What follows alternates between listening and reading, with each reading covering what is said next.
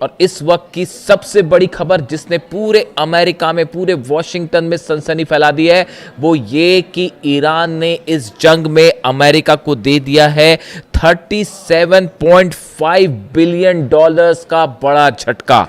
यानी अगर इसे कन्वर्ट करें तो 3,56,500 करोड़ रुपए का झटका दे दिया है अमेरिका को, और अमेरिका की संपत्ति को जलाकर राख कर दिया है। और इतना डॉलर्स का करीब नुकसान हो गया है या खर्च हो गया है, आप कह लें, अमेरिका का पूरा इस जंग में 37.5 बिलियन डॉलर्स। फिर से रिपीट करूं, 3,56,500 करोड़ का खर्च हो गया है अमेरिका का ईरान की इस जंग के ऊपर। और ये जानकारी कौन दे रहा है? ये जानकारी खुद अमेरिका के रक्षा मंत्री पीट हेग्सेथ दे रहे हैं। United States secretary of defence Pete Hegseth has put the latest official price tag on the US Israel war on Iran at 37.5 billion dollars. उन्होंने खुद ये जानकारी दी, सीनेट की एक कमेटी के सामने ये जानकारी दी है और ये बताया है कि करीब 37.5 बिलियन डॉलर्स खर्च हो चुके हैं इस जंग के ऊपर। अमेरिकी रक्षा विभाग पेंटागन ने हाल ही में सीनेट के सामने जानकारी दी है कि ईरान के साथ इस संघर्ष में अमेरिका अब तक 37.5 बिलियन खर्च कर चुका है। अमेरिकी रक्षा मंत्री पीट हेग्सेथ के अनुसार संघर्ष लंबा खींचने के कारण यह लागत अनुमानित आंकड़े से कहीं ज्यादा हो गई है और तेजी के साथ बढ़ रही है। यानी अमेरिका ये कहना चाह रहा है कि हमने जो सोच रखा था कि ईरान को इतने वक्त में हरा देंगे, ऐसा कुछ नहीं हो पाया और जंग और लंबी खिंचती जा रही है और बड़ी तेजी से हमारे ऊपर खर्चा पड़ रहा है। ये बात अमेरिका के रक्षा मंत्री कह रहे हैं। इस भारी नुकसान के बाद ट्रंप प्रशासन अमेरिकी कांग्रेस से अतिरिक्त 87 बिलियन डॉलर्स का इमरजेंसी फंड पास कराने की मांग कर रहा है ताकि मध्य पूर्व में सैन्य अभियानों और हथियारों की आपूर्ति को जारी रखा जाए। यानी इस खर्चे के बाद भी 37 बिलियन यूएस डॉलर्स और चाहिए, डोनाल्ड ट्रंप कह रहे हैं, ताकि जो है ये खर्चा मेंटेन किया जाए जो हथियार भेजे जा रहे हैं। यानी आप देखिए कहाँ तो ईरान को पैसे देने की बात हो रही थी और फिर उसमें अड़ंगे डाले जा रहे थे, और अब जो सामने है मामला कि 3,56,000 करोड़ जो है वो अमेरिका के लग चुके हैं इस पूरी जंग में। अब देखिए लेटेस्ट हमलों की अगर बात करें, मैं आपको ये भी बताऊंगा कि ये खर्च जो हो रहा है अमेरिका का, और ये खर्च सब मिला के है, टोटल लॉस जो हो रहा है वो मिला के और जो खर्च हो रहा है वो दोनों मिला के है ये आंकड़ा। देखिए अब जो लेटेस्ट स्ट्राइक्स हैं ईरान की, एक बार फिर अमेरिका ने बीती रात जो हमले किए उसके बाद सुबह सुबह ईरान ने जो है फिर मिसाइल्स दाग दिए।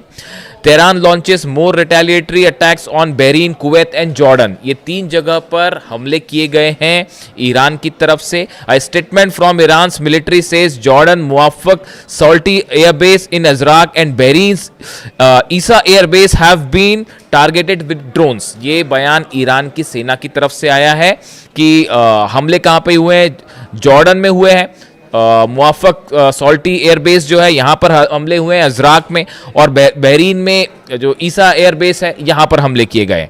इसके अलावा देखिए the army targeted the housing and welfare buildings equipment war houses of the terrorist US army at the Azraq base in Jordan with drones in the morning.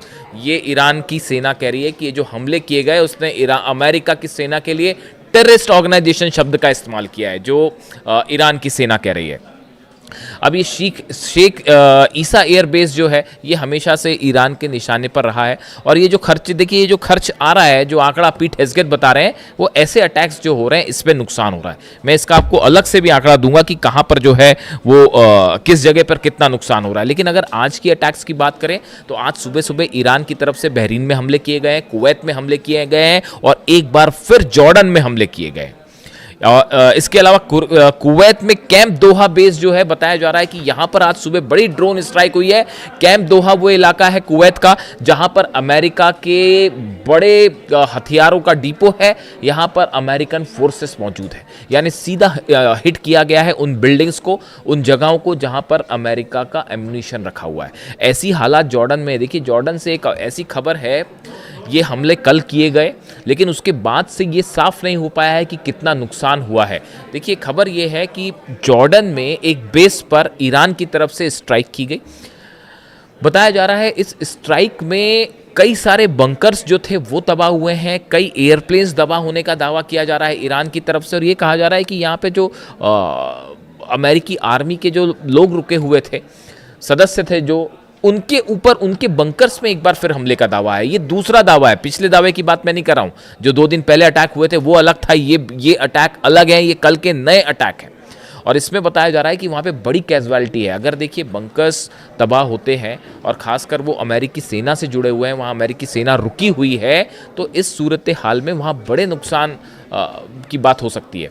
ऐसी सूरत में अभी अमेरिका की तरफ से कुछ नहीं कहा गया है कि वहाँ पे कितने सैनिक मरे हैं या कितने जेट्स तबाह हुए हैं। ये ईरान का दावा है कि F-15 जेट्स वहाँ तबाह कर दिए गए। ये कुछ वक्त लगेगा सामने आने में। तो ये जॉर्डन पर बड़ा हमला है। इसके अलावा बहरीन में देखिए जो अटैक है, शेख ईसा एयरबेस, यहाँ पर बड़े अटैक हुए हैं, ड्रोन से अटैक हुए हैं।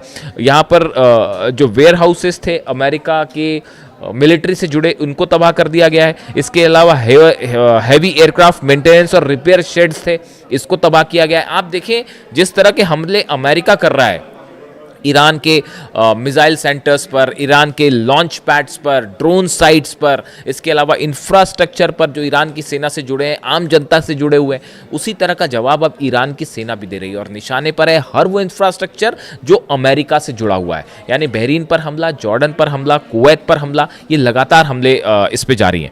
इसके अलावा देखिए ट्रंप का एक और बयान आया है जो बहुत ज़्यादा सोशल मीडिया में चर्चा पे है, पिकेक्स माउंटेन को लेकर। इस पर मैं अलग से एक पूरा आपको वीडियो करूंगा कि पिकेक्स माउंटेन वो जगह है जहां पर ये कहा जा रहा है कि ईरान का सीक्रेट न्यूक्लियर बेस है और यहां पर जो है यूरेनियम हो सकता है। ये करीब 500 फीट नीचे बताया जाता है ज़मीन के, और ये जागरोस की ऐसी पहाड़ियों में स्थित है, नतान्स के पास, जहां पर बंकर बस्टर बम्स भी अंदर जाना, अगर हिट भी होते हैं तो शायद नुकसान ना पहुंचाएं। अब वो कैसे वहां पर ऑपरेशन करेंगे डोनाल्ड ट्रंप, ये डोनाल्ड ट्रंप ही जान सकते हैं। लेकिन एक बात साफ है कि डोनाल्ड ट्रंप ने अब ये जानकारी दे दी है कि पिकेक्स माउंटेन पर हमला होना है। यानी ऐसा लगता है कि आज रात यहां पर हमले हो सकते हैं पिकेक्स माउंटेन पर। ईरान की तरफ से कहा गया है कि अगर पिकेक्स माउंटेन पर हमले होते हैं तो उसके बाद पूरा अरब जलेगा। एक भी इंफ्रास्ट्रक्चर नहीं छोड़ेंगे, ना ही अमेरिका के किसी बेसिस को छोड़ा जाएगा, और पूरा अरब जो है वो जलने लगेगा अगर पिकेक्स माउंटेन पर हमला होता है। देखिए बुशर में धमाके की फिर से खबर है। यहाँ पर अमेरिका की नेवी का बेस है, इसको निशाना बनाया गया है। अमेरिकी नेवी पे टारगेट करके हमले किए गए हैं बुशर में। हालांकि बुशर का जो कोर पावर प्लांट का कोर हिस्सा है उस पर फिलहाल हमले की खबरें नहीं है। इस तरह की जानकारी फिलहाल सामने आई है। अब देखिए 2-3 और बड़े डेवलपमेंट्स हैं जो कि पूरे मिडिल ईस्ट के हालात को तेज़ी से बदल रहे हैं। एक तो बताया जा रहा है कि डोनाल्ड ट्रंप सऊदी के साथ जो है वो एक नया न्यूक्लियर पैक्ट जो है वो शेप लेता दिखाई दे रहा है, और डोनाल्ड ट्रंप की तरफ से हाँ कर दिया गया है। सऊदी काफ़ी समय से सपना देख रहा है कि एटॉमिक पावर बने, उसको लेकर कोशिश है। देखिए असल में हकीकत ये है कि सऊदी उस तरह से जंग में शामिल नहीं होना चाहता जैसा डोनाल्ड ट्रंप चाहते हैं, और बिना सऊदी के हमले के अब ये जंग अमेरिका अकेले तो नहीं लड़ सकता। ये बात आप समझ लीजिए, बात तय हो गई है। ये अब तक की जो जंग निकल के आई है, देखिए मैं आपको बता रहा था कि कहाँ पर कितने नुकसान हुए। ये जो आंकड़े आते हैं कैसे आते हैं, 3,56,000 करोड़ का जो आंकड़ा आया है, 37.5 US बिलियन डॉलर्स, ये कैसे आता है। अली अल सलेम बेस है कुवैत में, यहाँ पे पेट्रियट सिस्टम तबाह हुआ है, इसकी कीमत क्या थी, 1.5 billion US dollars. Air surveillance and early warning radar तबाह हुआ है, इसकी कीमत है 300 मिलियन डॉलर्स। ये वो आंकड़े बता रहा हूं मैं जो अमेरिका को नुकसान हुए हैं। अगर आप बहरीन की बात करें, शेख ईसा एयरबेस पर पेट्रियट सिस्टम तबाह हुआ है, 1.5 बिलियन US डॉलर्स, करीब 1.5 से 2 बिलियन डॉलर की इसकी कीमत होती है। एयर सर्विलांस रडार जो है बहरीन में तबाह हुआ है, 300 मिलियन डॉलर्स। ऐसे ही हाल जॉर्डन में है, जॉर्डन में भी पेट्रियट सिस्टम तबाह है, 1.5 to 2 बिलियन डॉलर्स। यानी आप देखिए ये तीनों जगहों पर, तीनों बेसिस पर जो पेट्रियट सिस्टम है उसको टारगेट किया ईरान ने। इसके अलावा US command centre, fighter jet centre तबाह है, एयरक्राफ्ट सपोर्ट फैसिलिटीज तबाह है, और फ्यूल टैंक्स तबाह है। इन सब बेसिस पर, चाहे बहरीन की बात हो, चाहे जॉर्डन की बात हो, अली अल सलेम बेस कुवैत की बात हो, जो फाइटर जेट्स में इस्तेमाल किया जाने वाला फ्यूल होता है उसको ईरान ने टारगेट किया है। ये वो कीमत है जो पहुंचती है बड़े नुकसान की तरफ, बड़ा आंकड़ा पेश करती है। और बाकी जो खर्च हो रहा है वो तो हो ही रहा है। जो अपने एयरक्राफ्ट पे और अपने एयरक्राफ्ट कैरियर्स लाने में अमेरिका जो खर्च कर रहा है, वो हर रोज़ का उनका जो खर्चा हो रहा है वो तो हो ही रहा है। यानी इस जंग में बड़ा नुकसान हो रहा है अमेरिका को। और आर्थिक नुकसान, जंग वाला नुकसान तो हो ही रहा है, सैनिक मर रहे हैं, बेस जल रहे हैं, प्रभाव खत्म होता जा रहा है, और इकोनॉमिक जो नुकसान है इसी वजह से कहा जा रहा है कि बहुत लंबा नहीं खींच पाएंगे। वो सऊदी को कोशिश है, इस तरह की जानकारियां हैं कि सऊदी को किसी तरह से इस जंग में उलझाने की कोशिश है, लेकिन चीन की भी एंट्री हो गई है। चीन जो है वो अलग सऊदी पर अपना प्रभाव कायम रखना चाहता है। बहरीन में एक उसकी बड़ी चर्चा है, बहरीन में एक डिफेंस सिस्टम देखा गया जो बताया जाता है कि चाइना का बना हुआ है। यानी चाइना, देखिए वॉर में, जंग में यही होता है, जहाँ फ़ायदा वहाँ डील वाली बात होती है। अब हर कोई शख्स जो है वो ईरान की तरह, अली खामने साहब की तरह नहीं होगा कि जो एक बात कही दी तो उस पर कायम रहेंगे। खैर फिलहाल हालात ये है कि यूएई पर हमले हो रहे हैं, जॉर्डन पर हमले हो रहे हैं, बहरीन पर हमले हो रहे हैं, और ये सभी देश फिलहाल मिलके ईरान की मिसाइल्स और ड्रोन स्ट्राइक्स को नहीं रोक पा रहे हैं। अमेरिका इस जंग को आगे बढ़ाए जा रहा है, लेकिन बड़ा नुकसान अमेरिका को झेलने को मिल रहा है। सैनिक मर रहे हैं, सिस्टम्स तबाह हो रहे हैं। अरब इस बात को समझ चुका है कि अमेरिका डिफेंस सिस्टम से हमारी रक्षा नहीं कर सकता। इसी वजह से चाइना शायद अपने डिफेंस सिस्टम बेचने की कोशिश में है। देखिए इसीलिए कहा जाता है एक बात कि अमेरिका, डोनाल्ड ट्रंप जो हैं वो बड़ी बड़ी टॉमहॉक मिसाइल ला सकते हैं, लेकिन इमाम हुसैन वाला हौसला नहीं ला सकते। तो डोनाल्ड ट्रंप जो है F-35 और F-16 और F-18 जेट्स ला सकते हैं, लेकिन अली खामने साहब वाली हिम्मत नहीं ला सकते।